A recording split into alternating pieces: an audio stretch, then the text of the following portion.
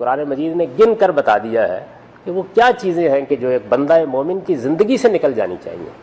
تو آپ دیکھیے کہ سورہ اعراف میں یہ کہا ہے کہ قل انما حرم ربی الفواحش ما ظہر منها وما بطن والاسم والبغی بغیر الحق وان تشرکوا باللہ ما لم ينزل به سلطانا وان تقولوا علی اللہ ما لا تعلمون.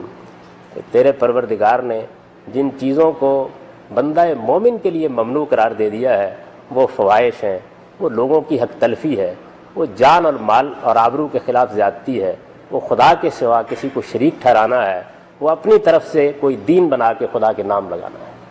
تو گن کے بتا دیا ہے کہ میں نے ان چیزوں کو ممنوع قرار دیا. دیکھیے اپنی زندگی پر ایک نظر ڈال کر کہ یہ چیزیں آپ کی زندگی میں ابھی کہیں سے کوئی روزن، کوئی کھڑکی، کوئی دریچہ تو نہیں تلاش کر رہی. اور جہاں جہاں بھی اس طرح کی کوئی چیز نظر آئے اس روزن اور اس دریچے کو بند کرنے کی کوشش کیجیے. یہی زندگی کی جد و جہد کا اصلی مقصود ہے.